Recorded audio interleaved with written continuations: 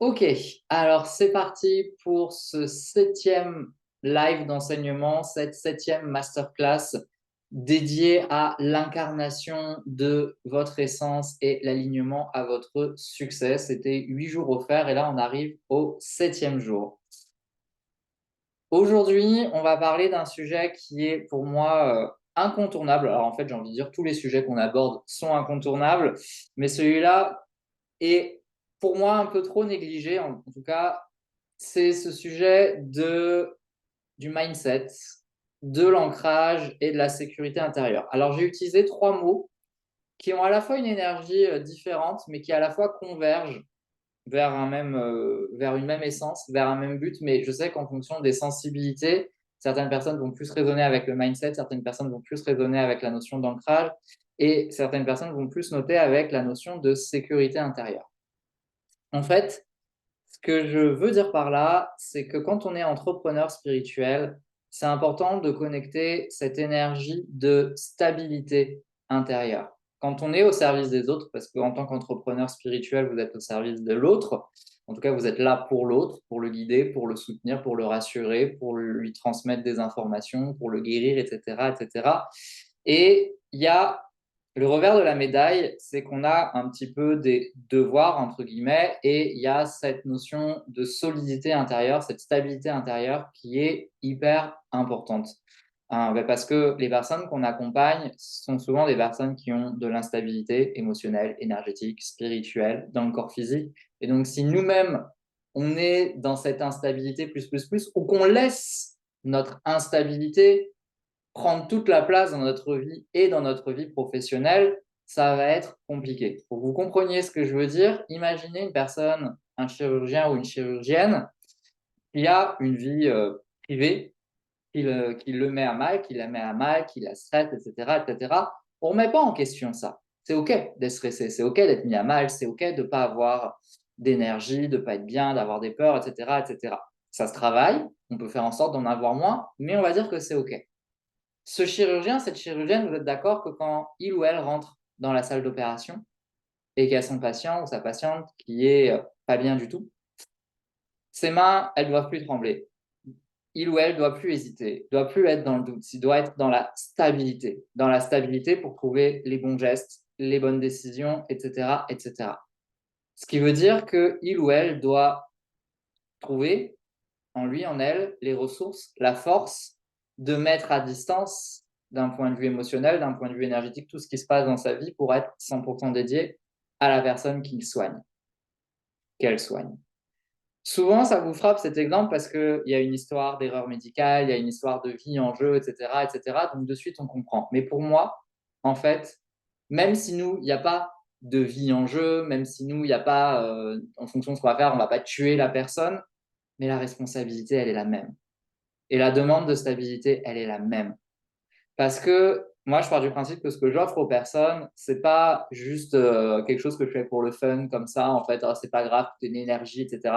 Non, j'ai ce devoir, j'ai cette responsabilité d'engagement vis-à-vis de l'autre, d'être dans cette solidité, d'être dans cette stabilité. Ça ne remet pas en question que j'ai des moments difficiles, etc., etc. Mais à un moment donné, quand je suis dans mon entreprise et dans tout ce que je fais dans mon entreprise, que ce soit dans le contenu offert ou que ce soit dans le contenu que les personnes ont payé, eh bien, je suis comme ce chirurgien, cette chirurgienne qui, à un moment donné, doit être focus.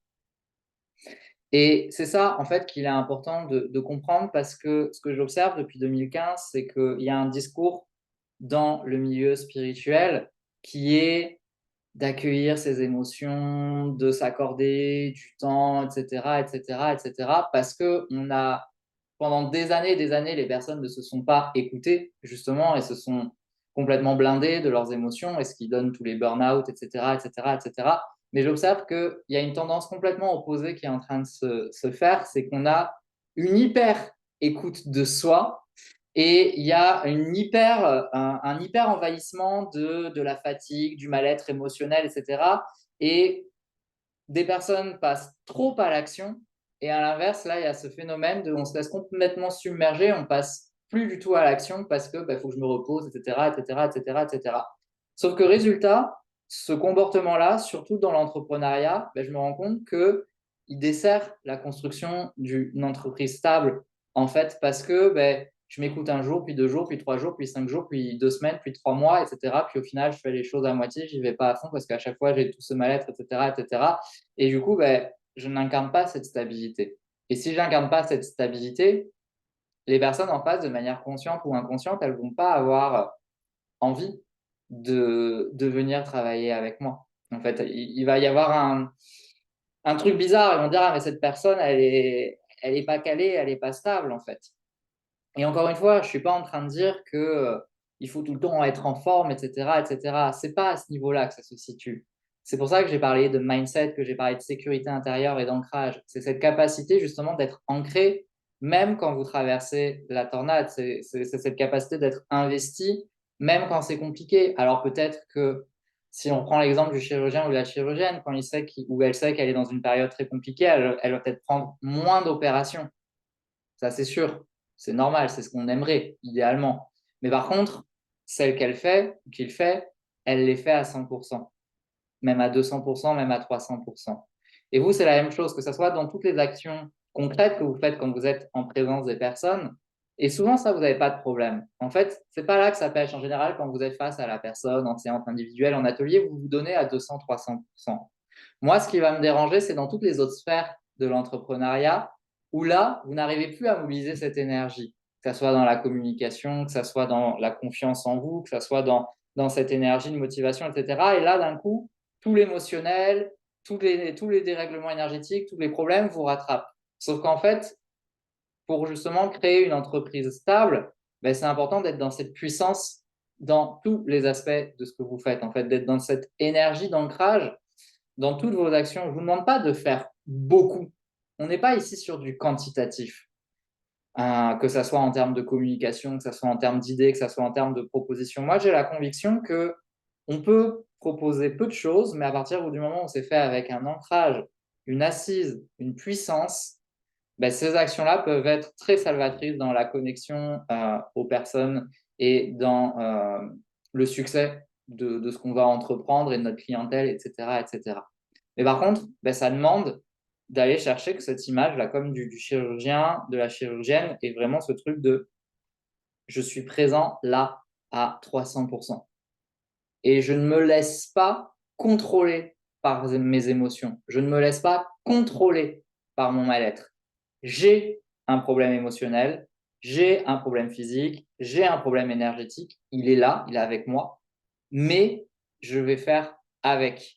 Parce que c'est moi qui suis leader et donc je ne suis pas mes émotions, je ne suis pas mon dérèglement énergétique, je ne suis pas mon dérèglement émotionnel.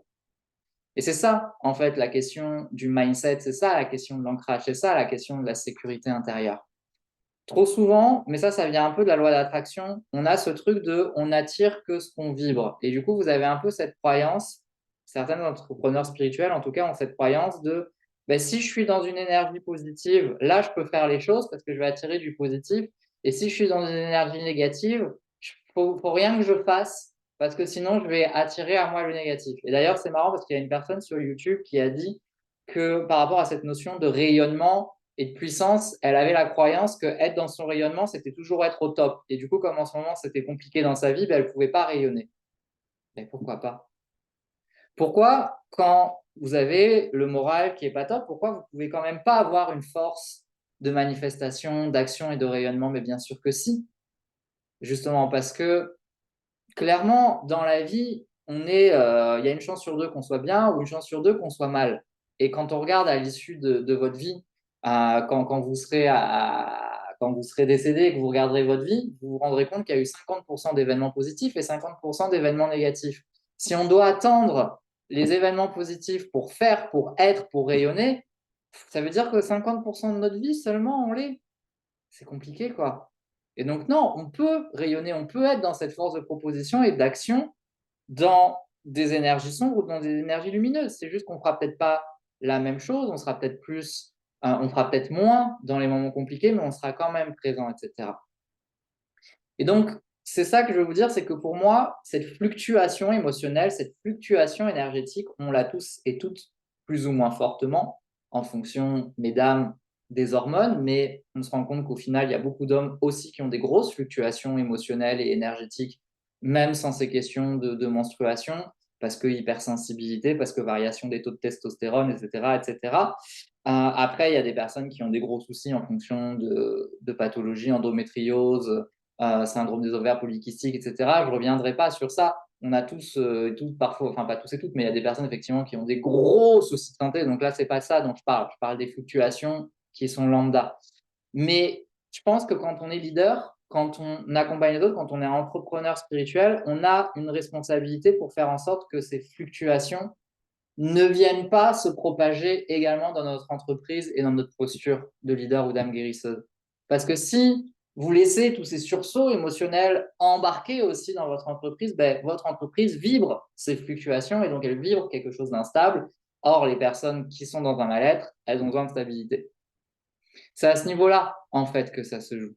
Et donc, l'idée, c'est de comment arriver à contenir ces fluctuations qui sont là, qui sont réelles, mais vous avez une part de responsabilité. Ben oui, ça bouge, mais on peut parfois, quand quelque chose bouge, amortir un petit peu les fluctuations comme un arbre. Soit l'arbre, il peut complètement être ballotté par le vent, soit il peut suivre effectivement les mouvements du vent, parce que s'il rentre en résistance complète, il va casser. Mais il peut, à un moment donné, parce qu'il est bien ancré, justement, et enraciné, amortir une partie de ces fluctuations.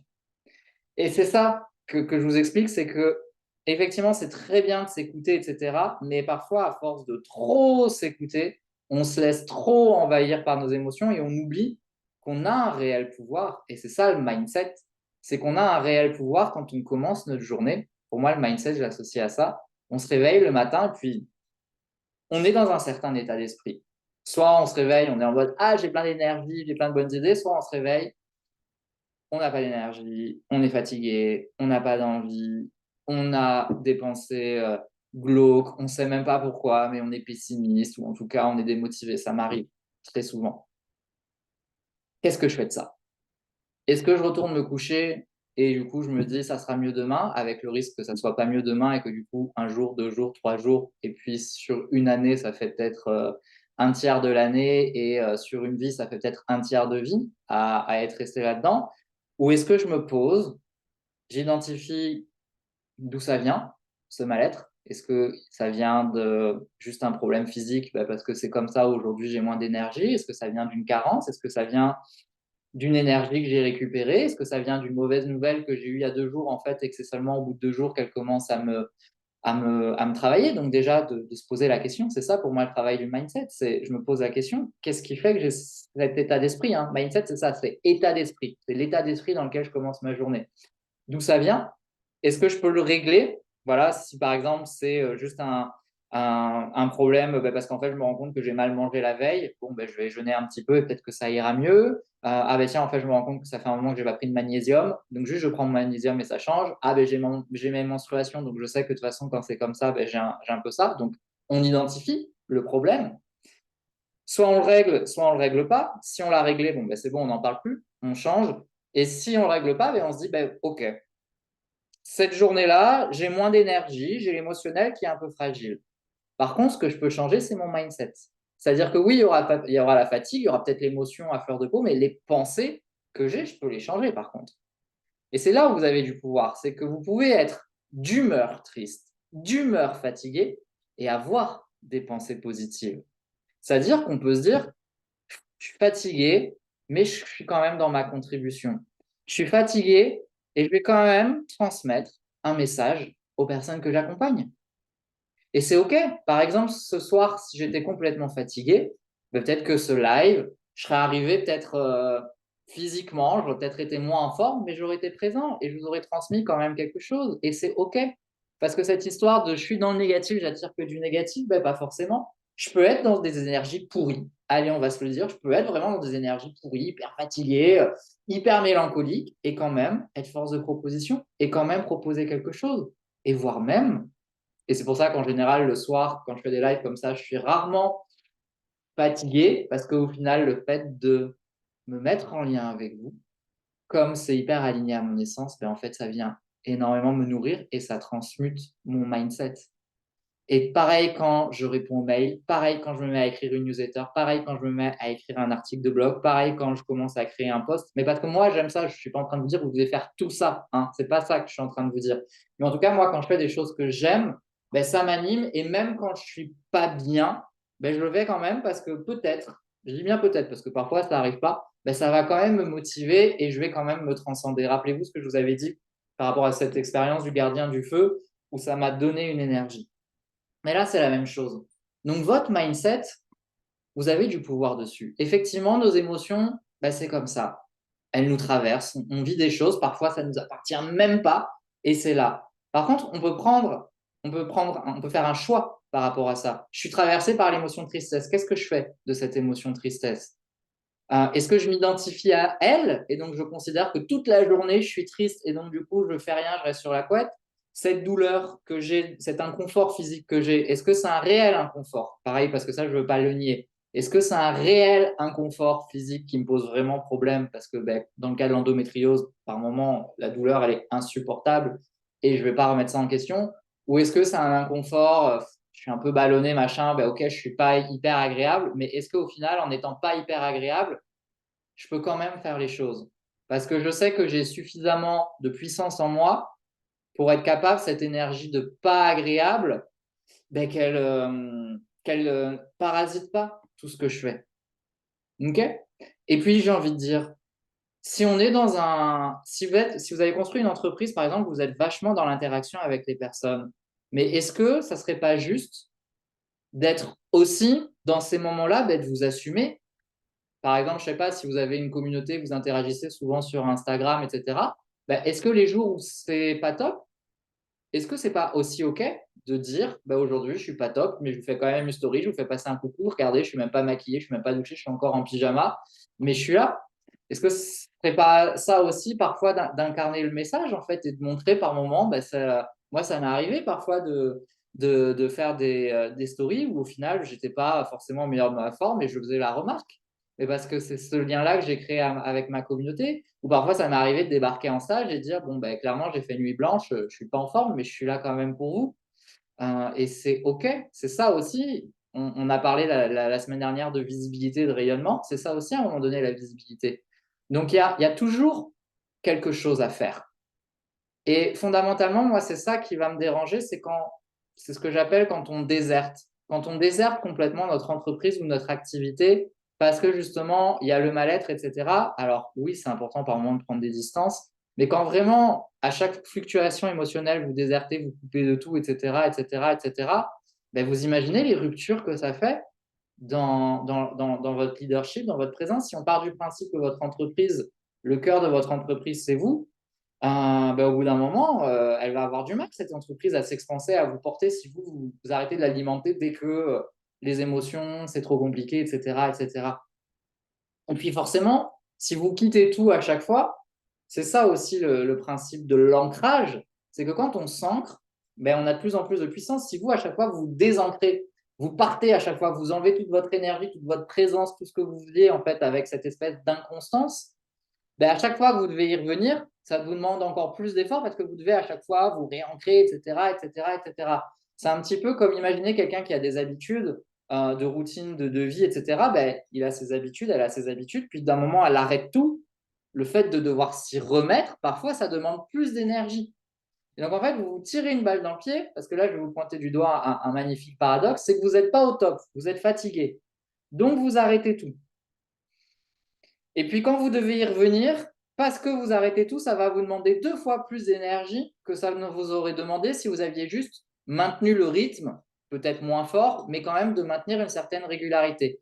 Ce qui fait que le peu d'énergie que vous avez réussi à récupérer en vous reposant, ben vous en dépensez 2 fois plus en devant relancer la machine. Et donc là, vous avez le cercle vicieux, c'est-à-dire que ça va toujours pas mieux après et on reprend, etc. Je vais prendre un autre exemple pour comprendre un petit peu ça. C'est quelque chose que j'expérimente bien là parce que je travaille sur tout ce qui est avec la perte de poids, etc. Euh, Moi là, alors attention, je ne suis pas du tout un expert de la perte de poids. Mon exemple n'est pas un exemple à suivre parce que je pense que là, prenez pas, c'est pas des conseils sur la perte de poids. J'utilise une métaphore de ce que je vais vivre, mais ne prenez pas ça comme exemple pour vous perdre du poids. Moi là, ce que je fais et qui marche, alors c'est pas un régime, mais je fais en sorte que mon organisme brûle plus de calories par l'effort physique, etc., qu'il en consomme. Alors sans créer non plus une trop grosse privation, mais c'est ce qu'on appelle une dépression calorique, mais qui met pas à mal le corps dans le sens où il n'y a pas d'aliments interdits, il n'y a pas de faim, etc. Là, je fais ça depuis octobre et je vais super bien parce que je mange à ma faim, etc. Mais je surveille. Je surveille vraiment les calories et là, je suis à un point où j'ai perdu 10 kilos, mais j'ai pris énormément de masse musculaire. Donc, vraiment, mon corps, il se construit. Ce n'est pas juste une privation. Okay. Mais ce que j'observe, c'est que parfois, s'il y a une journée où je ne respecte pas le nombre de calories que je dois faire parce que je suis allé au restaurant, etc., etc., une journée, ça me dérègle pas ma semaine et mon poids continue de diminuer. Par contre, si je fais un écart 2 journées ou 3 journées dans la semaine, où j'ai fait un gros repas, etc., puis au final, j'ai juste dépassé à chaque fois 200, 100 calories. Le nombre de calories que je dois manger dans la journée, c'est pas grand-chose, 100 calories. Mais ça fait 300 calories à la semaine. Ben là, mon poids, il bouge plus du tout. On va faire un parallèle avec votre chiffre d'affaires. Votre chiffre d'affaires, si vous êtes investi non-stop dans votre entreprise, comme moi, quand je suis investi non-stop dans mon régime, dans mon sport, etc., ben, le poids il diminue. Ben là, vous êtes investi à fond dans votre entreprise tout le temps, tout le temps, tout le temps. Ben, le chiffre d'affaires, il se stabilise ou il progresse. Si vous vous loupez, si vous prenez la distance une petite fois de temps en temps, comme moi, de temps en temps, un petit écart, etc., il n'y a pas de souci, ça continue. Là, vous voyez, à partir de 2 repas un petit peu riches, le poids il ne bougera pas. À partir de 3 repas un petit peu riches, le poids il réaugmente. Ben, ça peut être la même chose avec vous dans votre entreprise. Vous désertez une fois, c'est pas bien grave, vous avez pris une journée comme ça. Vous avez pris 2 jours ou 2 demi-journées, 3 demi-journées, ça commence à impacter différemment l'entreprise. Et par rapport au poids, là, j'ai une amie qui met en place ça et c'était assez fou parce que justement, elle était nickel au niveau de l'activité physique, elle était nickel au niveau de ce qu'elle mangeait, mais il y a eu pendant 2, 3 semaines où elle a fait 2, 3 repas un peu chargés, mais tout le reste était nickel, quoi. C'est-à-dire tous les autres jours, elle était nickel, etc. Ben, c'est 3 petits repas parce que ça a créé des désordres métaboliques, voilà, avec la nourriture un peu malsaine, etc. Ben le corps, du coup, ça l'a tellement mis à mal que ben, le poids, il s'est stabilisé, voire il a augmenté, alors qu'elle faisait tout de bien. Et elle ne comprenait pas, parce qu'en fait, elle faisait 90% de choses bien.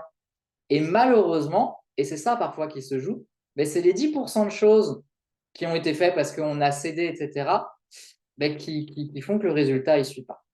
Et dans l'entreprise spirituelle, parce que vous savez que tout est important en termes d'alignement, etc., ben c'est 10% où parfois vous dites, oh, c'est pas grave, je me laisse un petit peu aller dans ce que je fais, dans ma routine, dans ma régularité de ce que je fais dans mes actions de communication, de présence, de travail sur soi, etc., eh bien, ça peut empêcher une réelle progression.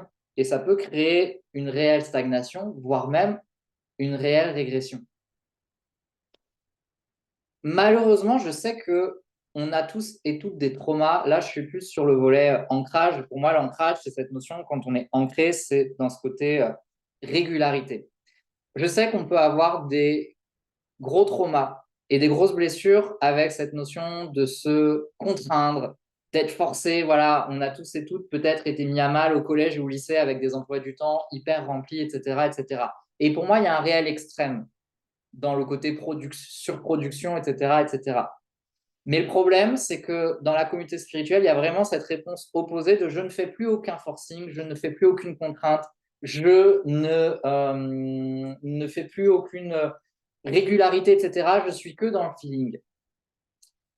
Ça se saurait si la réussite, c'était dans le côté non-régularité. Je veux dire, est-ce que ça vous paraît vraisemblable qu'une personne qui est sportive, qui est danseuse, qui est chanteuse, arrive à performer et à son niveau de succès et de rayonnement en étant complètement dilettante dans son entraînement? Je regardais là encore une fois une émission avec un prof de danse classique qui disait, mais pour atteindre le mouvement de danse classique, oui, je vais vous enseigner la technique, mais après, c'est la répétition parce qu'en répétant, les muscles vont se construire, ils vont être informés. Il y a vraiment des changements profonds au niveau musculaire quand on est danseur parce que tout le corps engramme le mouvement, prend le mouvement, il y a même des neurones qui se créent. Et ça, il n'y a pas de secret, c'est que par la répétition que ça vient. Et ce qui fait qu'on devient un grand danseur, une grande danseuse. Mais pareil pour le sport, pareil pour l'art, etc. C'est la répétition, c'est la régularité. Regardez tous les artistes, toutes les personnes qui ont brillé. Il y avait peut-être un génie à la base, mais ce génie, il n'a pu être que transcendé et se diffuser par la régularité. Parce qu'il y a plein de processus qui se font, mais c'est le principe même de la nature. La vie nous enseigne ça. Un arbre ne grandit que parce qu'il produit des cellules régulièrement, et etc., etc. La roche n'est qu'une accumulation de sédiments ou de lave, en fait. Pourquoi d'un coup, dès qu'on est dans l'entrepreneuriat spirituel, pouf, ce truc de régularité, il n'existe plus. Et le succès, notre génie, va se manifester, on ne sait comment. Alors que ça a l'air d'être quand même un grand processus universel, que c'est par la force de la répétition et de la régularité, puisque c'est même comme ça que la nature se crée et que les montagnes se sont créées. C'est des événements, ça ne s'est pas fait comme ça en une seconde. C'est les plaques qui se poussent et ça se fait petit à petit, petit à petit, petit à petit, parce que ça continue, ça continue. C'est pas pour rien qu'on dit persévérer, percez, vous verrez quoi? La lumière, votre essence, votre or. Et il y a vraiment cette croyance naïve que sous prétexte que c'est de la spiritualité, j'ai juste à penser magique et ça va se faire sans investissement, sans régularité. Alors, ce n'est pas de l'investissement au sens productif, capitaliste du terme, en mode il faut faire, il faut faire, il faut faire, mais c'est de la présence, c'est de l'être, c'est de l'ancrage. Je ne suis pas en train de vous dire qu'il faut faire 50 000 trucs dans votre entreprise. Ça ne se joue pas à avoir une newsletter tous les jours, un article de blog toutes les semaines, forcément, etc. Mais c'est de la présence, de l'investissement dans ce que vous dédiez à votre entreprise. Parce que clairement, pour moi, votre entreprise, c'est un art. Ce que vous créez là, dans votre entreprise spirituelle, vos prestations, c'est au même titre qu'un artiste ou qu'une artiste qui crée son art, qui crée son génie, ou un sportif, une sportive qui crée sa carrière. Et donc, ça vous demande le même mindset. Est-ce que le sportif ou le sportif, il se dit, ah non, là, non, il n'y a pas ça. Là, les sportifs ou les sportifs qui doivent travailler avec les JO, ben, ils s'investissent à fond pour leurs JO. Ben, vous, c'est pareil, vous avez des JO aussi. Et il y a cet investissement qu'il est hyper important d'avoir, en fait, et cette régularité. Et donc, ça va être important d'aller guérir les parts de vous qui ont été blessées parce qu'on les a forcées, on les a contraintes. Donc, forcément, du coup, il y a un rejet complet de la contrainte et de tout ce qui s'en rapporte. Mais là, c'est plus la même histoire qui se joue. Vous n'êtes plus la collégienne ou la lycéenne qu'on force à faire 35 heures, voire plus de cours de matières qu'elle n'aime pas, etc. Là, vous êtes dans votre rêve. Vous êtes en train de créer ce qui vous fait vibrer, ce qui est votre essence, comme le sportif, comme la sportive, comme le musicien, la musicienne. Elle est en train de créer sa carrière. Alors oui, il y a des aspects qui sont un peu chiants. Il y a des sportifs et des sportifs qui détestent les assouplissements, supportent pas faire les assouplissements parce que c'est pas le cœur de leur métier, c'est pas leur cœur du sport. Mais sans ça, ils peuvent pas être performants en sport. Et vous, c'est la même chose dans votre entreprise. Il y a oui, bien sûr que peut-être votre idéal, c'est d'être 100% dédié à vos clients et à vos clientes, mais il n'y a pas que ça. En faisant le choix d'être entrepreneur, il n'y a pas que ça. Et que ça soit les choses concrètes, les stratégies, la communication, etc., c'est hyper important. Mais votre travail intérieur, et on a parlé de ça dans le leadership, le travail du mindset, de l'émotionnel, de l'énergétique, c'est hyper important aussi. Et clairement, depuis 2015, j'étudie énormément les personnes qui réussissent. Et le maître mot, c'est régularité. Régularité ne veut pas dire rigidité. Régularité ne veut pas dire contrôle. Et en général, vous avez du mal parfois avec la régularité parce que dans votre vie, il y a eu du contrôle et de la rigidité. Soit vous avez été dans l'excès de contrôle ou dans l'excès de rigidité, soit vous avez connu des personnes qui ont été dans le contrôle et dans la rigidité. Et vous avez fait un espèce d'amalgame. Là, moi, je vous parle de régularité et de persévérance. Et c'est ça l'ancrage. Être ancré dans son entreprise, c'est être capable de dédier un temps. Vous mettez le temps que vous voulez après. Si vous avez envie de dédier 35 heures par semaine, c'est 35 heures. Si c'est 20 heures, c'est 20 heures. Mais par contre, il y a de la régularité. Le parallèle, alors, ça peut sembler maladroit ce que je veux dire et ça va peut-être être culpabilisant, mais ce n'est pas ce que je veux dire. Je ne veux pas du tout culpabiliser les parents. Mais quand on a un enfant, on ne peut pas être démissionnaire de son enfant. Alors, je ne parle pas de le mettre chez la nounou, etc. Ça, c'est complètement OK. Mais on ne peut pas dire ah ben mon bébé, là, pendant 3 semaines, je n'ai pas envie de m'en occuper. Alors, si, exceptionnellement, on peut le mettre chez les grands-parents, mais vous avez compris, ce n'est pas ça dont je parle. C'est qu'on est présent pour notre enfant, pour le faire grandir, etc. Et votre entreprise, c'est la même chose, en fait. Vous ne pouvez pas abandonner votre entreprise dès que ça ne va pas bien, en fait. C'est comme un enfant. Elle a besoin de vous pour grandir, surtout au début. Et alors je veux pointer personne, mais je sais qu'en 2020, il y a eu un gros discours dans la sphère spirituelle qui a émergé et les personnes qui ont beaucoup prôné le moi je manifeste tous mes clients, etc., sans faire aucun effort, il n'y a aucune stratégie, etc. Le fait de dire ça, c'est une stratégie. Le fait de dire il n'y a pas de stratégie, c'est une stratégie. Parce qu'en fait, c'est de viser toutes les personnes justement qui ne supportent pas la stratégie. Donc, c'est leur client cible et donc elles vont vous dire ce que vous avez envie d'entendre. J'ai la méthode sans stratégie, sans effort, il faut le dire, pour réussir. Est-ce que ça vous viendrait à l'esprit de prendre des cours de danse ou de musique sans effort qui vous permettraient de réussir? Il y a tout un business qui s'est fait avec la perte de poids sur ça, hein, XLS Médical pour ne citer que 100 € les gélules qui permettent de maigrir. Ça marche très bien. Parce qu'on est dans une société où les gens ne veulent pas faire d'efforts. Est-ce que c'est quelque chose de durable? Est-ce que c'est super bon? Ben non, parce que XLS Médical, on se rend compte en fait que ça absorbe toutes les graisses, y compris les bonnes graisses. Donc les personnes après sont carencées en bonnes graisses. Il y a des vitamines liposolubles comme la vitamine D. Donc quand on prend XLS Médical, on est hyper carencé en vitamine D, etc., etc. Donc il y a un coût derrière. C'est une réalité, il y a toujours un coût. Et ces personnes-là, ce qu'elles disent pas, c'est qu'en général, elles ont investi énormément d'argent dans la communication. Elles ont été, par exemple, hyper présentes sur les réseaux sociaux. C'est ce qu'on appelle une stratégie, ça, en fait. Et donc, au final, ces personnes-là, moi, je trouve qu'elles sont méritantes parce que, en fait, elles prônent la non-stratégie et c'est ça qui va plutôt me déranger. Et je ne fais pas d'efforts, mais effectivement, peut-être que là où elles en sont rendues maintenant, elles ne font plus d'efforts. Elles s'investissent peut-être moins dans leur entreprise. Mais si elles en sont là, c'est parce qu'elles ont été hyper présentes. Et je suis admiratif de ça parce que certaines personnes ont été hyper présentes.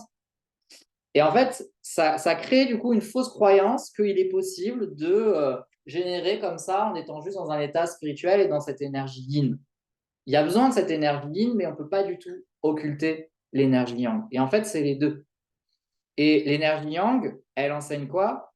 Elle enseigne la régularité, elle enseigne le passage à l'action, elle enseigne l'ancrage. Je m'ancre et après je reçois. Mais je me suis ancré pour recevoir. L'arbre, il peut capter quand il est au summum de son feuillage. Donc là, il peut passer dans une énergie yin de réceptivité plus, plus, plus. Mais pourquoi il a pu développer ce feuillage? Parce que pendant tout l'hiver, il est resté profondément ancré dans la terre. Il a développé pendant l'hiver ses racines, ses racines, ses racines. Il a pu les faire émerger avec l'énergie du printemps. Donc il a été dans du yang plus, plus, plus, de s'accrocher dans la terre. Et après, il a pu recevoir et recevoir après tous les bénéfices de ce qu'il a fait. Et donc, pour moi, cet ancrage, j'ai fait la transition en douceur, on a parlé du mindset au début, là on est sur l'ancrage, eh bien, il y a une véritable réconciliation avec ce mot persévérance et régularité. Parce que je peux vous assurer qu'il n'y a pas une personne qui a manifesté un succès qui n'a pas été dans la régularité. Je regardais j'ai oublié son nom. Je regardais un interview d'une chanteuse opéra, Elisabeth Vidal. Elisabeth Vidal, c'est une génie de l'opéra et elle est presque née avec un don au niveau de sa voix. Et quand elle est rentrée à l'opéra, elle a eu une enseignante qui lui a dit, oui, là pour l'instant tu es jeune et tu as une magnifique voix. Mais si tu ne travailles pas cette voix, si tu n'apprends pas à comprendre pourquoi tu as cette voix, comment tu as cette voix, au bout d'un moment, tu deviendras une chanteuse quelconque et tu perdras cette voix. Et elle dit que cette femme lui a changé la vie parce qu'effectivement, elle était dans cette croyance que comme elle avait la voix, elle n'avait pas d'effort à faire. Et en fait, ce qu'elle explique, c'est que ben, si, c'est pas juste d'avoir qu'il suffit. Et effectivement, c'est tout ce travail après de persévérance, de régularité, de compréhension, de renforcement, etc., etc., etc., qui ont fait qu'elle a pu se maintenir et qu'elle peut encore se maintenir dans cette voie. Et effectivement, il y a beaucoup de chanteurs ou de chanteuses qui ont pensé que c'était juste leur don qui suffisait, qu'ils avaient pas besoin de travailler sur eux, etc. Pas besoin de stratégie, en fait. C'est de la stratégie, le travail de sa voix. Ben, leur voix, elle est partie au bout d'un moment. Ben, vous, c'est la même chose. Oui, il y a peut-être eu des succès qui sont venus comme ça spontanément, mais si vous ne faites pas l'effort de comprendre quels étaient les paramètres, qu'est-ce qui s'est passé pour ce succès, qu'est-ce qu'il y a à cultiver, qu'est-ce qu'il y a à ancrer, où c'est qu'il y a à persévérer, où c'est qu'il y a à mettre de la régularité, mais vous ne pourrez pas construire quelque chose. Parce que c'est un principe universel. Si vous observez vraiment la nature, et je sais que si vous êtes ici, vous avez une sensibilité dans la connexion à la nature, tout ce qui existe dans la nature n'est que de l'accumulation. Je ne sais pas, là j'ai l'image de l'huître qui crée sa coquille ou qui crée sa perle, mais ce n'est que par l'accumulation de couches et de couches et de couches que le produit final, il existe. Alors nous, on a l'impression que ça s'est créé comme ça, mais en fait, c'est une accumulation d'accumulation d'accumulation. Ce n'est pas par le Saint-Esprit que ça s'est matérialisé. Et votre entreprise, c'est pareil. Et d'ailleurs, on peut l'observer dans le bois, quand il y a des années qui ont été compliquées où le bois, l'arbre par exemple, a moins investi dans son bois, ben, ça crée des zones de fragilité dans le tronc. Et il y a certains arbres comme ça, parce qu'ils ont désinvesti en raison du contexte climatique, ben, la construction de leur bois, eh bien, ils ont des grosses failles dans leur tronc, et dès qu'il y a un cataclysme, etc., ben, ce sont des arbres qui sont plus fragiles. Et vous, c'est la même chose dans votre entreprise. S'il y a des moments où vous avez complètement désinvesti votre entreprise, énergétiquement, ça crée des failles. Et ça fait qu'elle est moins robuste, elle est moins stable, elle est moins sécure à l'épreuve du temps, etc., etc. Et c'est pour ça que c'est hyper important de jamais délaisser. C'est comme une maison, on ne peut pas la délaisser, la maison. Si on la délaisse, elle va commencer à se faire rogner, etc., etc. C'est que de l'entretien en permanence. C'est de la régularité. Ça ne vous viendrait pas à l'esprit de ne pas être régulier ou régulière dans l'entretien de votre maison. Et c'est pareil, si on n'est pas régulier dans l'entretien de notre maison et qu'on le fait seulement à un moment donné puis qu'on ne le fait plus, ben, il y aura beaucoup plus de boulot que être régulier. Et ça demande une espèce de discipline intérieure, parce que bien entendu que le ménage, c'est pas le truc le plus folichon du monde. C'est bateau ce que je vais dire, mais quand on fait le ménage régulièrement, on a moins à faire que quand on attend que ça se soit accumulé. C'est deux choix de vie différents, mais par contre, il faut les assumer. Moi, c'est ce que je dis avec les personnes par rapport au ménage. Tu veux pas du tout faire le ménage régulièrement, ok, mais tu assumes que quand tu as à en faire, ben, ça va te prendre beaucoup de temps, etc. Et par contre, kiffe tous les moments où tu l'as pas fait. Voilà, parce que tu faisais autre chose. C'est une question de responsabilité. Donc ça, cette régularité, c'est hyper important de la comprendre. Et ensuite, votre niveau de régularité, il n'y a que vous qui pouvez le fixer en fonction de vos valeurs. Moi, clairement, la valeur entreprise, actuellement, parce que nos valeurs, elles peuvent changer en termes de hiérarchie, elle est au sommet. Ce qui veut dire que là, actuellement, dans ma vie, je fais le choix de vraiment m'investir énormément dans mon entreprise. Et du coup, à la hauteur à laquelle je m'investis, ben, il y a des résultats. Mais si vous, ce n'est pas la valeur entreprise qu'il y a en tête de votre liste, et il n'y a pas de bon ou mauvais choix, il y a juste une hiérarchie de valeurs qui est celle qu'on a à l'instant T. Et si c'est la famille, le couple, les enfants, la maison, les voyages, le repos, parce qu'il y a certaines personnes qui vont vraiment choisir de mettre en tête le repos, et que l'entreprise, elle arrive en sixième place dans les différentes valeurs ou objectifs de vie. Ben forcément, votre niveau d'investissement, il va être moindre que le mien, ou moi, c'est en tête.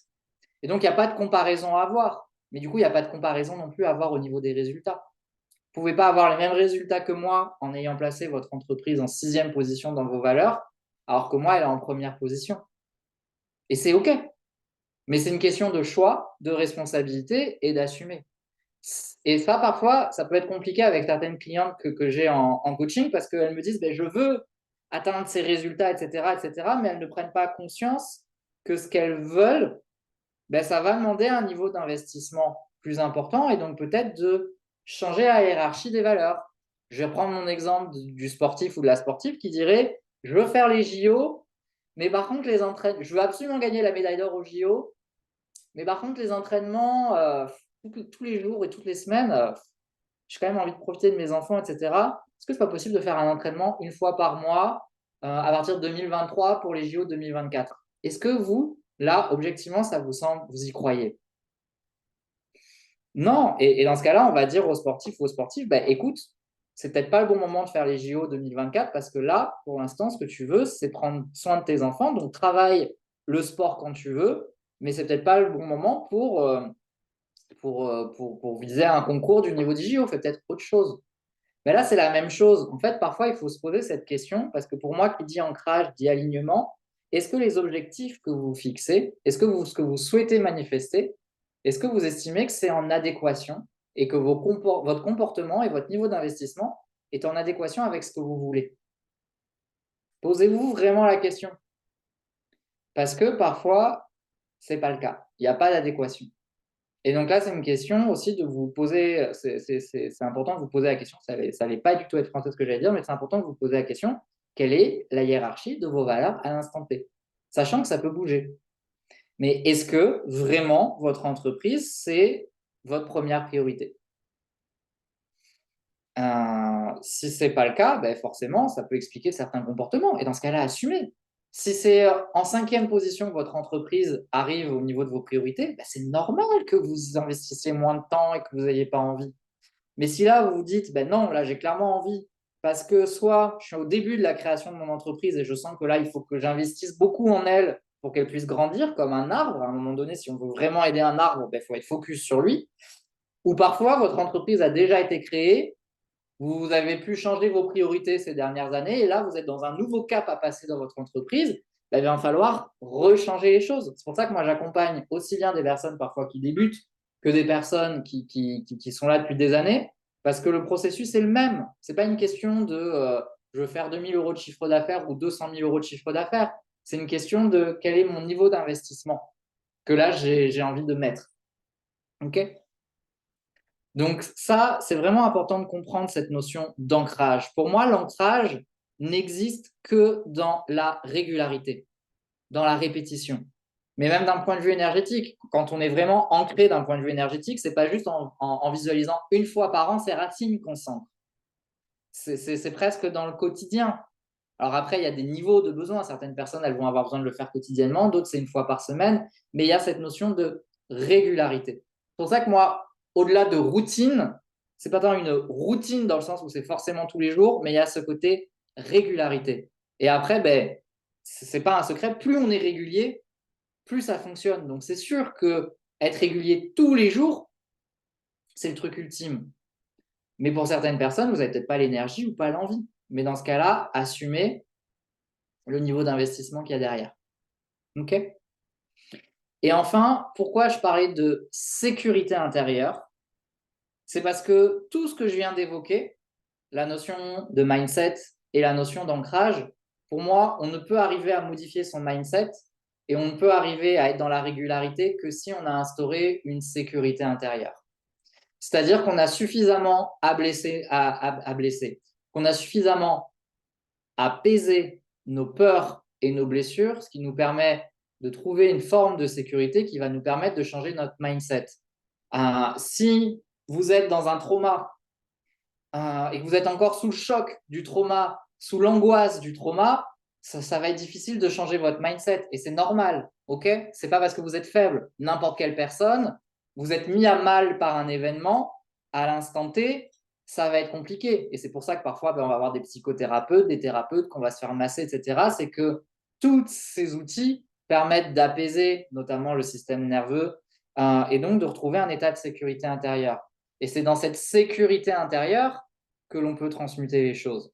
Mais si vous êtes encore avec des blessures qui sont complètement ouvertes ou si vous êtes en plein dans votre blessure, ça va être compliqué de trouver l'ancrage et de trouver le changement de mindset. Je vais reprendre mon exemple au début. Si vous avez été pendant votre enfance hyper contrainte, on vous a fait un emploi du temps hyper rempli et vous avez fait un espèce de burn-out, mais étant enfant, de tellement il y avait d'activités parce qu'on vous a inscrit au cheval, à la musique, à machin, à truc, etc. Ça crée une énorme insécurité intérieure. Et si déjà vous n'avez pas pris le temps de guérir cette part de vous enfant qui a vécu ça, ben forcément vous allez avoir du mal à être dans l'ancrage et à être dans le mindset parce qu'il n'y a pas la sécurité intérieure. Et donc c'est pour ça que je dis toujours que c'est hyper important d'être un adulte d'amour pour soi-même, c'est d'être capable de créer un espace à l'intérieur de soi qui est suffisamment lumineux, qui est suffisamment bienveillant, qui est suffisamment doux pour sécuriser ces blessures, ces peurs, ces failles que l'on a en nous, ces vulnérabilités, et ce qui va nous permettre du coup de s'ancrer.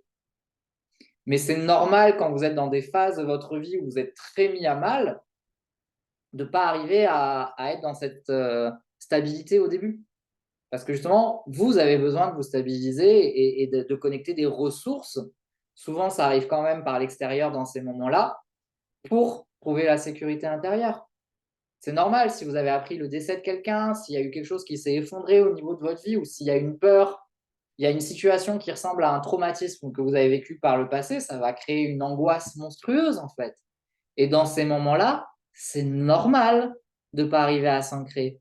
Et c'est normal de ne pas arriver à avoir un mindset parce que là, il n'y a plus du tout de stabilité intérieure. Et donc là, la priorité, c'est d'aller instaurer la sécurité intérieure avant de faire quoi que ce soit. Et ça peut être compliqué parfois dans une entreprise, c'est de comprendre que là, avant de réinstaurer de la régularité, etc., de développer le mindset, tout ça, tout ce que je peux enseigner, il va peut-être falloir d'abord aller sécuriser quoi, et connecter l'énergie de la sécurité. Et de devenir sécurisé au niveau énergétique, au niveau émotionnel, au niveau physique, de voir comment on peut diminuer le niveau d'angoisse. Alors, je vais prendre quelque chose qui génère énormément d'angoisse. Parfois, c'est l'insécurité financière. Ça nous prend là. Effectivement, si tant que l'insécurité financière, elle nous submerge, on ne peut pas prendre les bonnes décisions. On ne prendra pas les bonnes décisions en étant submergé par cette insécurité financière. Alors, à l'instant T, peut-être qu'on ne peut pas régler le problème, mais on peut faire en sorte de remettre un sentiment de sécurité intérieure malgré le contexte difficile. Et c'est ça, une qualité pour moi d'être dans son leadership. Le leadership, c'est la capacité à connecter un espace en soi et il y ait cet espace en vous. C'est juste qu'on ne vous l'a peut-être pas montré, mais il y a un espace en vous où il y a de la sécurité, où il y a la possibilité d'accéder à de la sécurité, même quand à l'extérieur, c'est le chaos et c'est le bordel. J'y crois parce que je l'ai vécu. C'est complètement possible. C'est juste que parfois, ça demande de guérir certaines choses, ça demande d'aller plonger en soi. Mais c'est ça pour moi la caractéristique du leadership. Et moi-même, je pose souvent l'intention que toutes les personnes que j'accompagne, que ce soit à travers mon contenu offert ou mon contenu payant, c'est que j'infuse cette énergie de sécurité. Moi, je veux qu'à partir du moment où vous rentrez en contact avec moi, il y ait déjà quelque chose. Alors, certaines me font les retours, elles le sentent qu'il y a comme une énergie qui pose, puis d'autres personnes ne s'en rendent même pas compte. Mais j'ai envie de vous créer cet espace où déjà vous pouvez connecter cette sécurité intérieure. Parce qu'à partir du moment où j'ai réussi à vous sécuriser, on va pouvoir aller dans l'ancrage, on va pouvoir aller dans le mindset, parce qu'il y a quelque chose qui s'est apaisé. Et il n'y a pas que moi qui sais faire ça. Je pense que c'est le principe même de toutes les âmes guérisseuses. Et c'est pour ça que c'est puissant de se faire accompagner et d'être dans une énergie avec quelqu'un d'autre, parce que je pense que notre fonction première, quand on est coach, quand on est thérapeute, quand on est énergéticien, ce truc le plus simple, c'est déjà d'amener les personnes à un certain niveau de sécurité. D'où le fait que nous-mêmes, on doit être à un certain niveau de sécurité et de stabilité. Moi, j'ai souvent cette image, c'est très en mode les fonds marins. J'imagine en fait que moi, je suis au fond des fonds marins parce que justement, je me suis libéré de tout ce qui veut me maintenir en surface. Et quand je vous accompagne, c'est comme si en fait, je vous ai soufflé les bulles, donc tout l'air qui fait que vous retenez en surface repart. Donc c'est toute l'insécurité qui part et vous descendez comme ça progressivement pour venir à mon niveau. Et imaginez les fonds marins. Alors je sais que certaines personnes, ça peut leur faire peur, mais moi, ce que j'y associe, c'est à cet endroit-là, il y a tellement d'eau au-dessus de nous que personne ne peut venir nous troubler. Il n'y a pas de courant, il n'y a rien. Il y a juste l'océan là qui nous protège complètement et c'est stable. Et à partir de ce point-là, on peut commencer à créer plein de choses. Mais il y a juste besoin là de sécuriser. Et c'est pour ça que pour moi, la notion de sécurité intérieure, en fait, c'est vraiment le premier truc à checker. Quel est votre niveau de sécurité intérieure? Et qu'est-ce que vous pouvez faire pour renforcer ce niveau de sécurité intérieure? Puis après, on parlera du reste. Après, on parlera de stratégie. Après, on parlera mindset. Après, on parlera de tout ce dont on a parlé. OK? Mais c'est quelque chose qui est vraiment important. Et de comprendre que vous, plus vous serez dans cette sécurité intérieure, plus ça vous permettra l'ancrage, plus ça vous permettra le mindset, et plus ça vous permettra de diffuser cette énergie de sécurité. Et ce qui font que les personnes autour de vous, elles se sentiront bien et elles ne sauront même pas pourquoi. Et c'est quand même le premier but, c'est d'apporter ce sentiment de bien-être. Alors, c'est sûr que ce n'est pas forcément ce qui va me faire vivre financièrement parlant, mais j'adore quand vous me dites Mais là, avec ce que tu as dit, je me suis senti sécurisé, je me suis senti rassuré, je me suis senti apaisé, etc., etc. J'adore, même si c'est à travers du contenu offert. C'est sûr, c'est pas ça qui va me payer, mais c'est pas grave. Parce que je me dis, OK, là, je suis dans la bonne énergie. Et après, ce que j'aime bien, c'est quand vous dites, ah, j'étais vachement sécurisé avec toi, et puis là, d'un coup, tu m'as dit un truc, ça m'a fait remonter un petit coup. Bah oui, c'est ça, parce que le but, c'est ça. C'est je t'ai fait connecter à la sécurité intérieure, mais maintenant, on va, à partir de cette sécurité, on va peut-être se remettre en mouvement. Et donc, ça refait monter les choses. Mais justement, je vais vous montrer que c'est possible de faire monter un peu la pression, de se challenger et de reconnecter après cette sécurité et cette stabilité et cet ancrage. OK? Donc là, ce soir, je n'ai pas d'outils ou de techniques à vous donner parce qu'il n'y a pas de méthode miracle sur ça, mais je veux vraiment attirer votre regard sur ça parce que je vois trop de personnes dans l'entrepreneuriat spirituel euh, qui essayent depuis des années ce truc de je m'écoute, mais je ne suis pas régulière, etc., etc. Et ça ne marche pas, ça ne prend pas. Parce qu'il y a peut-être besoin d'une régularité. La vôtre, encore une fois, c'est pas parce que moi je fais plein de trucs que je vous dis de faire plein de trucs. Mais en général, il n'y a pas de secret. Voilà, moi je connais des personnes qui sont énergéticiennes, par exemple, depuis 20 ans et qui ont un succès, le leur. Mais en fait, il n'y a pas de secret. C'est parce que depuis 20 ans, elles proposent des ateliers régulièrement, des groupes, des stages. Elles sont présentes, H24, enfin pas H24, mais voilà, moi je me rappelle d'une de mes mentors. Elle disait, ben, même quand je n'ai pas de rendez-vous, je vais à mon bureau en fait. Et même si j'ai une journée off où j'ai pas de rendez-vous, ben, je suis quand même présente à mon bureau et je suis quand même là. Elle ne faisait pas de stratégie de communication parce qu'en plus, c'était pas sa génération, donc pas du tout sur les réseaux sociaux, etc., etc., etc. Mais elle était présente et elle était régulière dans sa présence en fait. Et c'est ça le secret, je pense. C'est pas tant la stratégie ultime, mais c'est le niveau de régularité et de présence. Et ça, je pense qu'à partir du moment où vous êtes vraiment présent, et vous ajoutez après les bons fils. Après, c'est sûr que quand on crée une entreprise en 2023, c'est pas la même chose que quand on l'a créée en 2010. Le milieu a changé, etc. Donc des choses qui ont marché à un moment donné marchent peut-être plus. Il y a des choses qui ne pourraient pas se reproduire. Mais si vous regardez, même ces personnes qui ont été dans l'énergétique dès 2010, c'est sûr qu'il y avait beaucoup moins de concurrence en 2010 que maintenant, mais elles ont été régulières à leur manière, mais il y a eu de la régularité. Moi, ma mentor, elle était présente, c'était les salons, elle était très souvent présente au salon, elle faisait souvent des conférences, elle donnait énormément aux personnes qu'elle accompagnait. Il y avait une forme de régularité aussi dans ça. Puis moi, c'est vraiment ce truc de, même si je n'ai pas de rendez-vous, je suis à mon bureau, je le purifie énergétiquement, je fais ma méditation, etc. Et donc, ça veut dire qu'elle habitait son bureau, en fait. Donc, je pense vraiment que cette thématique de la régularité, c'est vraiment important de ne pas la perdre de vue. Alors, encore une fois, ce n'est pas miracle. Ce n'est pas que ça. C'est pour ça que je vous ai fait 8 masterclass. C'est que, OK, il y a la régularité, mais est-ce que vous êtes bon sur tout ce qu'on a déjà partagé cette semaine et la semaine dernière? Comprenez, c'est une question de différents piliers, en fait. Ce n'est pas parce que d'un coup, vous allez être régulière que tout va bouger. Parce qu'il y a peut-être d'autres choses qui ne vont pas. Mais au moins, déjà, ça sera fait. Laura dit, tu as mis un coup de pied dans toutes mes croyances, je manifeste et j'attends. Alors, il y a un moment où il faut lâcher le contrôle et accepter qu'il faut attendre pour manifester. Mais en fait, avec moi, vous allez souvent voir que j'aime pas les discours extrêmes. C'est pas tout noir ou tout blanc. C'est les deux. Il y a de la régularité et puis il y a du lâcher prise. Et on peut être dans les deux, en fait. Mais effectivement, j'aime pas les extrêmes. J'aime pas l'extrême yang, c'est-à-dire j'aime pas la personne qui va vous dire allez, on sort le planning. Alors, entre midi et deux, tu checkes les newsletters. À 17h, chaque jeudi, tu vas envoyer un article de blog, un machin. Moi, j'ai testé pour vous en 2015. Je l'ai très mal vécu. J'ai testé pour vous le full, je fais rien. Je l'ai très mal vécu aussi. Parce que je pense qu'en fait, c'est une question d'équilibre. Et après, c'est une question que il y a certaines personnes, je vais reconnaître, pour elles, ça va marcher. Il y a certaines personnes, pour elles, être à fond dans le yang, ça va marcher. Et pour certaines personnes, être à fond dans le yin, ça va marcher. Et désolé de vous le dire, si ça devait marcher, pour vous, ça aurait déjà marché en fait. Si vous avez testé le à fond dans le yin et ça n'a pas marché, c'est que ce n'est pas votre fonctionnement énergétique en fait. Il va falloir trouver le vôtre. Et c'est ça aussi incarner son essence. C'est trouver son fonctionnement énergétique. Et c'est aussi ça qu'on va voir dans l'absolu, c'est quel est vous, votre fonctionnement énergétique. C'est pas moi qui vais vous dire fais ça ou fais ci. Mais par contre, je vais vous amener à identifier qu'est-ce qui est l'ordre de la blessure. Et donc, est-ce que là, vous réagissez à ça Parce que c'est une blessure qui parle. Ah non, non, non, je veux surtout pas faire de trucs réguliers. Est-ce que c'est une vraie intuition ou est-ce que c'est une blessure qui parle? C'est ça la question. Ah non, non, mais moi je veux être que dans le yin. Est-ce que c'est un vrai appel qui correspond à votre énergie ou c'est parce que ça vous donne envie quand vous voyez une personne qui dit j'ai réussi à attirer des clients sans rien faire?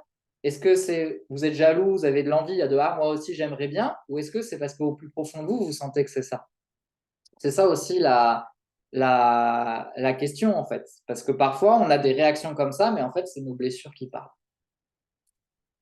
Moi j'ai la routine, ça tue. Alors, quelle routine, en fait? Qu'est-ce qu'on appelle à avoir une routine? Moi, par exemple, j'ai aucune de mes journées qui se ressemblent et pourtant, je suis hyper régulier. Donc, j'ai une routine sans avoir une routine, en fait. C'est très subjectif, tout ça. Et quelle est la part de vraiment qui correspond à nous ou quelle est l'histoire qu'on se raconte par rapport à ça? Et quelle est la part de fantasme? Quelle est la part de vrai? Voilà, ça, c'est des éternels questionnements, mais c'est ce que j'ai dit là. J'ai fait un post aujourd'hui sur ça et j'ai écrit à un moment donné que incarner son essence, c'est une vraie quête. C'est une vraie quête alchimique parce que pour moi, on connecte notre essence et puis par moment, on perd cet alignement à notre essence, puis on la reconnecte, puis on la repère, etc. Et c'est ça la vie en fait, hein. Donc, c'est OK aussi de faire des erreurs, faire des. Le problème pour moi, c'est pas de faire des erreurs parce que je pense qu'on est là pour expérimenter. Mais à un moment donné, ça serait bien de reconnaître quand on fait des erreurs, par contre, des erreurs entre guillemets. La véritable erreur qui est problématique, c'est quand on persiste et qu'on signe dans un truc qu'on voit bien qui ne marche pas parce qu'en fait, on veut absolument se prouver quelque chose et au final, non, à un moment donné, il faut peut-être voir que là, c'est peut-être pas le bon truc, quoi. Et je finirai juste sur un truc. Je vais en parler demain en story, mais il y a une coach ou une thérapeute que j'adore sur Instagram qui a partagé une vidéo sur non, tu n'es pas paresseux ou tu n'es pas paresseuse. C'est juste que là, tu évacues toutes les fois où émotionnellement on t'a contrainte, etc., où tu t'es suradapté. Donc, c'est pour ça qu'en ce moment, tu n'as plus d'énergie, tu n'as pas envie de faire. Je suis d'accord à 200, même à 300%, et j'aime beaucoup cette vidéo qu'elle a fait parce que moi-même, en bon HPI et en bon hypersensible que je suis, j'ai passé toute mon enfance et toute mon adolescence et toute ma vingtaine à me suradapter. Et quand j'ai compris que j'avais plus à me suradapter, j'ai quand même eu comme eu une fatigue qui m'a cloué au lit pendant des jours parce que j'avais dépensé toute mon énergie à me suradapter. Et effectivement, j'avais cette sensation d'être complètement paresseux et de dire mais t'arrives à rien comparé à d'autres potes qui sont étudiants ou à d'autres coachs, etc., qui font plein de trucs. Toi, tu n'as plus du tout cette énergie. Et je me suis dit, je suis paresseux. Et c'est là qu'une psychologue m'a dit non, mais c'est que là, vous décompensez en fait. Vous avez été dans la suradaptation et donc là, il y a un moment de pause. Mais ça a duré quelques mois en fait. Ça a juste duré quelques mois parce qu'après, j'ai travaillé sur moi et j'ai guéri ça. Et là, ça me dérange parce que je vois pas mal de personnes qui partageraient cette vidéo, mais ça fait 5 ans qu'elles sont dans cette énergie-là. C'est un peu long, 5 ans, pour décompenser, en fait, à un moment donné. Il va peut-être falloir faire quelque chose. Soit c'est qu'effectivement, le truc, il n'a pas été guéri, et donc il va peut-être falloir aller voir un thérapeute, un psychothérapeute ou un énergéticien pour y aller. Soit là, c'est plus cette histoire-là, c'est autre chose. Et effectivement, comme le disait Laura, à très juste titre, le médecin m'avait dit ça par rapport au burn-out. Plus on s'arrête longtemps, plus c'est long de reprendre. Mais complètement. En fait, c'est souvent délicat dans ces trucs-là de burn-out, de suradaptation, de trouver le juste équilibre entre il y a effectivement besoin de s'arrêter totalement. Pour guérir le burn-out, il y a besoin de s'arrêter totalement. Mais à partir de quand on n'a plus envie de s'y mettre, mais parce qu'on s'est tellement déconnecté du truc qu'on n'a plus envie et que là, il faudrait commencer à se forcer un petit peu à s'y remettre, en fait. Et ça, c'est pas simple dans l'humain d'accompagner ça. Et cette vidéo, ça m'a fait penser à ça parce que du coup, là, il y a plein de personnes qui se servent de ça en disant mais c'est pour ça que dans mon business, je fais rien. En fait, je décompense de la suradaptation que j'ai eue et de toute cette énergie que j'ai eue. Ouais, enfin, c'était il y a 5 ans. Donc, soit c'est que tu n'as pas du tout guéri encore tes blessures, soit c'est que là, c'est autre chose qui se joue et il va peut-être falloir remettre le pied à l'étrier, en fait. Et c'est le principe de la rééducation. Alors, bien sûr que je ne vais pas te demander d'y aller d'un coup à 300% parce que c'est le meilleur moyen de se planter. Mais il va falloir s'y remettre, en fait. Et là, c'est un peu la même chose. Oui, vous avez peut-être souffert pendant un moment donné. Oui, peut-être que vous aviez besoin de temps. Mais pareil, posez-vous la question. Là, il n'y a que vous qui pouvez savoir. Regardez-vous dans un miroir et dites-vous, bon, est-ce que là, j'ai encore besoin de temps? Et dans ce cas-là, j'assume que j'ai besoin de temps. Ou est-ce que là, c'est pas au final une habitude que j'ai commencé à prendre parce que on peut, en fait, ce qu'il faut comprendre, c'est le principe de la régularité. C'est que on peut devenir régulier dans l'effort et au final, l'effort ne devient plus un effort parce qu'on le fait régulièrement, mais on peut devenir régulier aussi dans le non-effort. Et le corps s'habitue très bien à plus faire d'efforts. C'est le principe de quand vous n'utilisez plus un muscle, ben le corps, il arrête de le produire, ce muscle. Ce qui fait que quand vous voulez le réutiliser, ça devient super dur.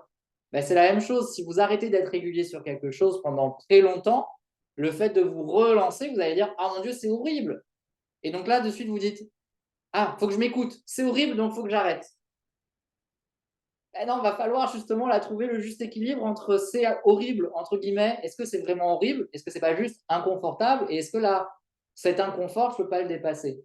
Et ça, c'est quelque chose qu'on vit vachement avec le sport quand on fait de la muscu.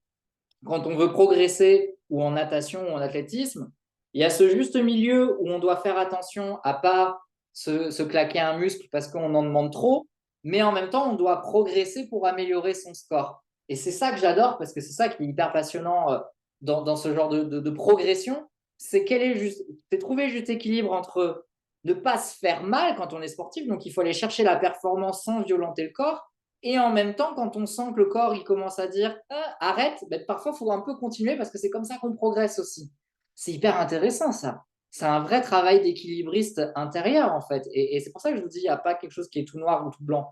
Et donc oui, parfois, vous avez peut-être la sensation que c'est inconfortable. Et comme ça vient jouer sur un trauma de ah mais la dernière fois que cet inconfort, je ne l'ai pas écouté, que j'ai continué, je me suis fait trop mal, et bien là, j'arrête complètement. Ça, c'est quelque chose qu'on voit également dans le yoga. Je me rappelle une fois, j'avais posé une question à mon enseignante, j'avais dit, mais je ne comprends pas, parce que parfois tu nous dis que c'est hyper important de nous écouter, et puis parfois tu nous fais faire une posture et tu nous dis, allez, tenez un peu, même si les muscles ils commencent à se contracter. Et du coup, j'arrive pas à savoir si là j'ai mal et je dois arrêter parce que j'écoute pas mon corps, ou est-ce que j'ai mal et je dois continuer parce que je suis en train de progresser. Et en fait, elle m'a dit, ben, j'ai pas la réponse, il n'y a que toi qui peux savoir. Et un jour, elle m'a dit, un jour, ça peut être effectivement, ben là, il faut que tu arrêtes parce que tu es en train de te faire mal.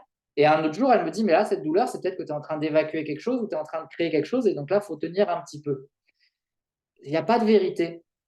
Il y a juste à essayer et parfois comprendre que ben ouais, l'inconfort, là, c'est un signal d'alerte et il faut s'arrêter. Et puis parfois, l'inconfort, là, il faut persévérer un petit peu. Je sais que vous aimeriez que je vous dise, bah alors là, du coup, qu'est-ce que je dois faire? Il n'y a que vous qui pouvez savoir, mais je suis certain que vous allez trouver la réponse si vous connectez vraiment votre cœur et votre essence et que ce n'est pas vos blessures qui parlent, ce n'est pas vos traumas qui parlent. En tout cas, je vais vous ouvrir l'esprit à ça, c'est que peut-être là, à l'instant T, l'inconfort ou la difficulté que vous ressentez, c'est peut-être pas la même que celle qui a 3 ans et c'est peut-être pas la même histoire qui se joue. Et peut-être que là, va falloir persévérer là où vous aviez dû arrêter la dernière fois. C'est possible. Voilà, je vais m'arrêter là pour ce soir. Je pense que ça fait. On a bien abordé là ces 3 notions. Je voulais pas vous donner juste des généralités sur la sécurité intérieure, sur l'ancrage et sur le mindset. Je voulais vraiment vous partager mon approche et surtout ce que moi j'ai compris et de ce que j'ai observé en observant les autres et de ce que j'ai observé chez moi.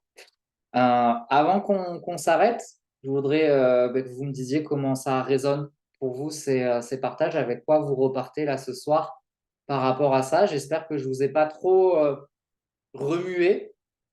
Encore une fois, je ne suis pas en train de vous dire de tout changer drastiquement, surtout pas. Ne me mettez pas à passer en mode JO 2024 dès demain, ok? Aucun sportif fait ça, aucun artiste fait ça. Quand on s'y remet progressivement. Donc dans tous les cas, je ne vous dis pas dès demain, on y va, let's go. Mais déjà, infusez et acceptez peut-être là de changer de manière de voir. Ou au contraire, affirmez-vous encore plus dans ce que vous êtes. C'est aussi possible. Parfois, je suis là aussi pour ça. Vous avez le droit de pas du tout être d'accord avec moi. Dans ce cas-là, assumez-vous et positionnez-vous. Mais j'aime bien déconstruire pour que vous puissiez reconstruire. Donc là, vous avez mon avis, puis vous allez le confronter avec votre propre avis, puis ça va créer votre propre truc. C'est ça aussi le principe de l'enrichissement. Je vous partage quelque chose, vous le prenez, et puis après, vous en faites votre propre sauce, en fait. Il ne faut jamais prendre pour argent comptant ce qu'on vous dit. Par contre, il ne faut pas non plus être complètement fermé à ce qu'on vous dit. Toujours pareil, un juste milieu aussi.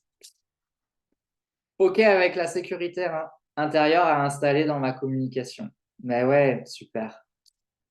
Laura, intéressant, j'ai effectivement eu la peur de repartir en burn-out dès que je travaille trop. Là, je suis dans un moment où il faut tenir apparemment, mais besoin d'aller creuser la sécurité intérieure. Effectivement.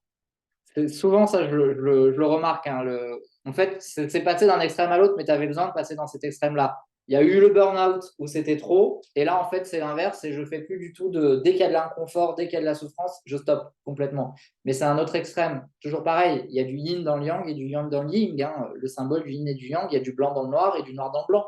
Donc, ça veut dire qu'il faut différencier la vraie souffrance de ce qu'on appelle le goût de l'effort. C'est pas pour rien qu'on parlait pendant des années du goût de l'effort. Alors, on l'a associé à toute une génération qui niait complètement l'émotionnel, c'est ça le problème.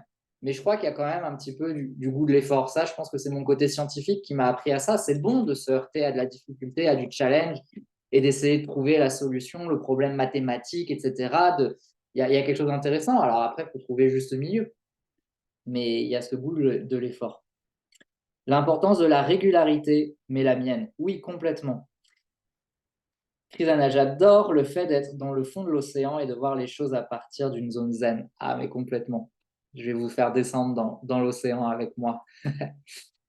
Là, je ne me suis pas écouté à l'époque et donc j'ai peur de refaire la même bêtise. Ben, c'est ça, il faut que tu te redonnes une deuxième chance. C'est un excellent mantra. Je peux être dans l'action sans être dans le burn-out, en fait. Je peux être dans mon feu sacré sans me brûler.